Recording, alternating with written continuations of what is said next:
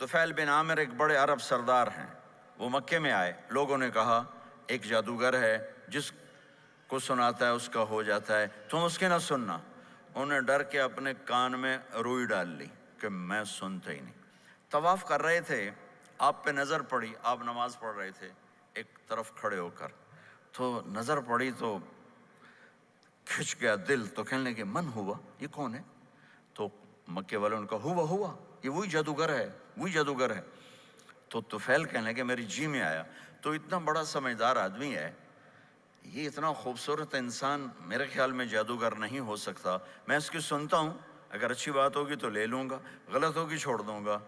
تو طواف پورا کر کے آپ کے پاس آ کے بیٹھ گیا، آپ نے سلام پھیرا، تو طفیل کہنے لگا ما تقول یا محمد، کیا کہتے ہو محمد، کچھ سناؤ۔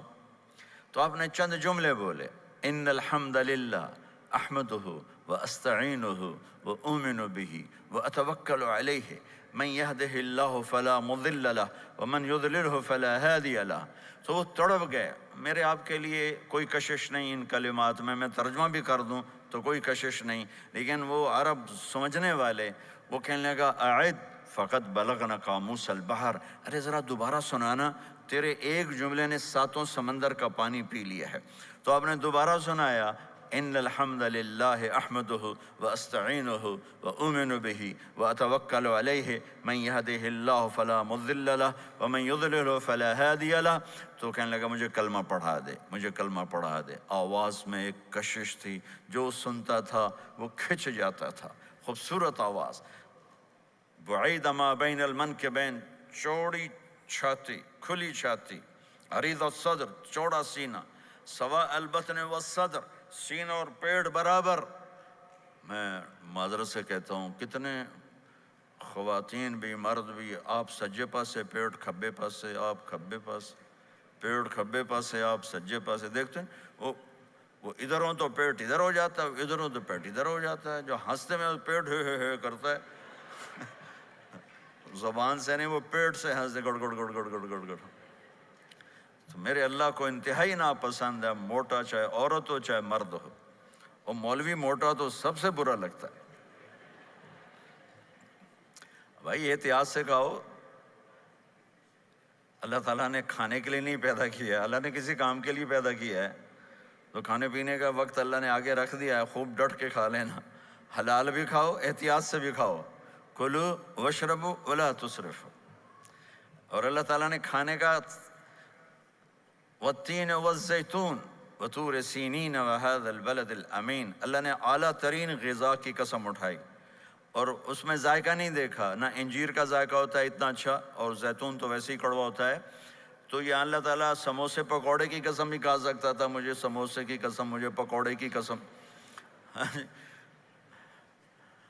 تو اللہ نے ہمیں کھانے کا سلیقہ بتایا، طریقہ بتایا کہ اپنے یہ بوفے نہ کرو، بوفے 50 چیزیں پلیٹ میں ڈال لی ہیں اور پھر لگے ہیں جانوروں کی طرح کھاتے ہی جا رہے ہیں، کھاتے ہی جا رہے ہیں، کھاتے ہی جا رہے ہیں۔ میرے نبی ایک وقت میں 1 سالن کھاتے تھے، 1 2 کبھی نہیں کھائے، 1۔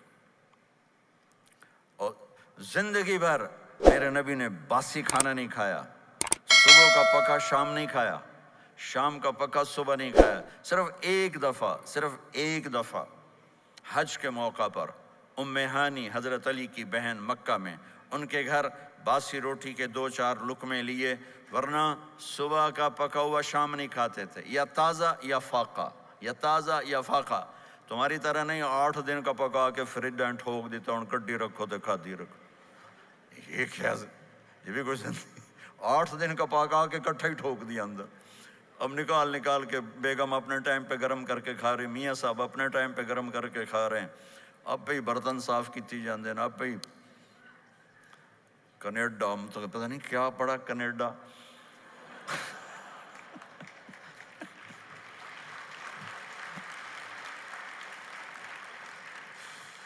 میں انگلینڈ گیا تو میرے بڑے اچھے دوست ہیں، وہ کہنے کہ مولانا میں نئی گاڑی لایا ہوں، آپ کو اس میں بٹھانا ہے۔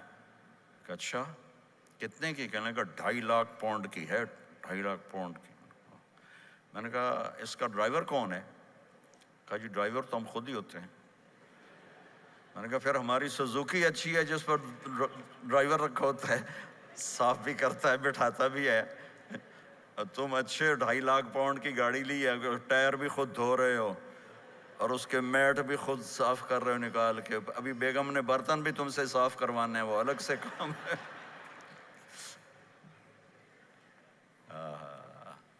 میرے نبی سوا البطن والصدر، میرے نبی کا سینہ اور پیٹ برابر تھا، سبت القصد، بالکل ایسے سیدھا قد، بالکل، اور کبھی زندگی بھر پیٹ بھر کے کھانا نہیں کھایا، صبح کھایا شام نہیں کھایا، شام کھایا صبح نہیں کھایا، جان بوجھ کے، اور جب کھایا تو چند لقمے۔ دقیق المسربہ، یہاں بالوں کا تار تھا جو ناف پہ آ کے ختم ہوتا تھا، باقی سارا جسم انور المتجرد، چمکتا ہوا جسم تھا، چمکتا ہوا۔ رہب الراحہ، یہ ہتھیلی کشادہ، شسن الکفین والقدمین، یہ جگہ اور پاؤں کی یہ جگہ، اس پر گوشت خوبصورت، مسیح القدمین، اس طرح تھا کہ یہ رگیں نظر نہیں آتی تھی، اور جو حصہ آپ کا کپڑوں سے باہر نظر آتا وہ نور چمکتا نظر آتا تھا، اور اذا زال قلعا، آپ پورا قدم اٹھا کے رکھتے تھے، یہ ایسے نہیں چلتے تھے ایسے، بلکہ آپ پورا ایسے قدم اٹھاتے تھے پورا، اور یقارب الخطا، قدم چھوٹا چال میں تیزی، ایسے لمبے قدم نہیں اٹھاتے تھے، چھوٹا قدم لیکن اس میں تیزی بہت، یمشی تکفین، ذرا کندھے جھکا کے چلتے تھے، اکڑ کے زندگی بھر نہیں چلے، ہمیشہ یوں چلتے تھے، تھوڑی گردن بھی جھکی ہوئی، تھوڑے کندھے بھی جھکے ہوئے، اور عاجزی، اور ہمیشہ سلام میں پہل فرماتے تھے، جس کو بھی ملتے تھے سلام میں پہل ہوتی تھی، اور اتنے عالی اخلاق تھے، کبھی کسی کو یوں کر کے نہیں بلایا، ہمیشہ یوں کر کے اشارہ کر کے، پورے ہاتھ کا اشارہ کر کے بلایا، اور جب کبھی آپ کو دائیں بائیں سے کوئی بلاتا یا رسول اللہ تو آپ یوں نہیں کرتے تھے، میں یوں کھڑا ہوں، مجھے فوزان کہتا ہے مولانا صاحب تو میں اتنا ہی کروں گا، جی فرمائیے کیا کہنا ہے، کوئی ادھر سے ہوگا تو میں کہوں گا ہاں جی بولو کیا کہنا ہے، پر اپنے نبی کے اخلاق دیکھو، یہاں سے کسی نے آپ کو بولا یا رسول اللہ تو آپ یوں نہیں کرتے تھے، آپ یوں کرتے تھے، جی فرمائیے، پورا اس کو سینہ دیتے تھے، کوئی ادھر سے بولا تھا یا رسول اللہ تو آپ یوں نہیں کرتے تھے، آپ پورا ایسے مڑتے تھے، پھر کہتے تھے جی فرمائیے، پورا سینہ دیتے تھے اس کو، اور پھر کوئی کہتا آپ سے بات کریں تو آپ یوں ہو جاتے تھے، کوئی آپ سے بات کرنی آپ یوں ہو جاتے، جب تک وہ بات ختم نہیں کرتا تھا آپ اس کی سنتے رہتے تھے، اور جب کسی کی بات سنتے تھے تو بالکل اس کو چہرہ دیتے تھے۔ یہ موبائل نے ہمارے اخلاق برباد کر دیے، بچہ ماں سے بات کرتا ہے وہ بیٹھی موبائل دے، ہاں بولو کیا کہتے ہو، سن رہی ہوں، بولو سن رہی ہوں، آنکھیں ادھر ہوتی ہیں اور کان ادھر ہوتے ہیں، یہ جس سے بھی آپ ایسا کرو گے آپ نے اس کے دل کو تباہ کر کے رکھ دی۔ توجہ فرمائیے، ہمارے اردو میں کہتے ہیں توجہ، تا ہٹا دو تو نکلتا ہے وجہ، چہرہ، اپنا بوتھا شریف میری طرف کرو، مجھے عزت دو، میری آنکھوں میں آنکھیں ڈال کے بات کرو۔ آپ کو صحیح سچا واقعہ سناؤں، ہمارے فیصل آباد میں ایک خاتون اسکول ٹیچر تھیں، تو وہ پیپر چیک کر رہی تھی تو رونے لگیں مارکنگ کرتے ہوئے، تو ان کے ہسبینڈ نے پوچھا کیوں روئی ہو، تو اس نے ایک پیپر نکال کے دے دیا، کہا اس کو پڑھو، تو اس میں ایک سوال تھا کہ بچوں سے کہ آپ کیا بننا چاہتے ہیں، تو بچے نے لکھا تھا میں اسمارٹ فون بننا چاہتا ہوں، کہ میں دیکھتا ہوں کہ میری ماں اور میرے جو فادر ہیں وہ مجھے اتنا توجہ نہیں دیتے جتنا اپنے فون کو توجہ دیتے ہیں، میں ان سے بات بھی کروں تو وہ اپنے فون میں لگے ہوتے ہیں اور اسی میں لگے مجھ سے بات کرتے ہیں، میرا جی چاہتا ہے میں بھی اسمارٹ فون ہوتا۔ تو ان کے خاوند نے پوچھا تو کیوں روئی ہو، کہ یہ تیرے میرے بیٹے نے لکھا ہے، یہ اوپر تو رول نمبر تھا نا، ان کو تو پتا تھا کس کا رول نمبر ہے، باپ کو نہیں پتا تھا، کہ یہ تیرے میرے بیٹے نے لکھا ہے کہ میں اسمارٹ فون بننا چاہتا ہوں۔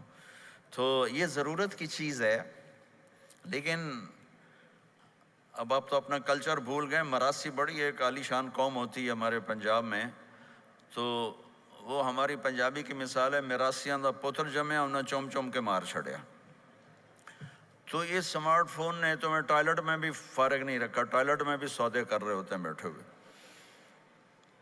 تو ہر چیز کی ایک ترتیب ہے۔ میرے نبی جب کسی کی سنتے تھے تو پوری طرح متوجہ ہوتے تھے، چھوٹے کو بھی عزت دیتے تھے، بڑے کو بھی عزت دیتے تھے۔ تو میرے اور اللہ کے درمیان جناب رسول اللہ صلی اللہ تعالی علیہ وسلم کی ہستی، یہ واسطہ ہیں، یہ رابطہ ہیں کہ مجھے اپنی زندگی میں ڈھلنا ہے اس محبوب کے طریقے میں جس سے میرے اللہ نے پسند کیا۔ فلا وربک، یہ قرآن کی پہلی قسم ہے، والعصر یہ قرآن کی آخری قسم ہے۔ فلا وربک لا یؤمنون حتی یحکموک فیما شجر بینہم ثم لا یجدوا فی انفسہم حرجا مما قضیت ویسلموا تسلیما۔ مجھے قسم ہے میرے محبوب آپ کے رب کی، سبحان اللہ، یہ قرآن کی سب سے خوبصورت قسم ہے، اور اظہار محبت میں سب سے عالی شان قسم ہے کہ اللہ تعالیٰ یوں کہہ رہا ہے، اے میرے محبوب مجھے آپ کے رب کی قسم۔ خود ہی قسم اٹھاتا ہے، اور انداز ایسا ہے جیسے قسم اٹھانے والا کوئی اور ہے اور رب محمد کوئی اور ہے۔ یہ اظہار محبت کی آخری شکل ہوتی ہے کہ قسم اٹھانے والا اپنے آپ کو دو بنا دے۔ مجھے آپ کے رب کی قسم۔ کینیڈا والوں کو بتا دیں، جب تک آپ کے طریقوں پر نہیں آئیں گے میں انہیں قبول نہیں کروں گا۔ اللہ کے نبی کو راضی کرنا، ان کے خوشی کو حاصل کرنا۔ ایک صحابی آئے، یا رسول اللہ، میرا پڑوسی ہے، اس کی کھجور ایسے ہو کر میرے گھر کے صحن میں اس کے چند آتے ہیں شاخیں، جب پھل لگتا ہے تو وہ گر جاتا ہے تو میرے بچے اٹھاتے ہیں تو ادھر سے دوڑ کے آتا ہے، ان کے منہ سے کھجور نکال لیتا ہے۔ آپ اسے کہیں کہ بچوں پہ اتنی سختی نہ کرے۔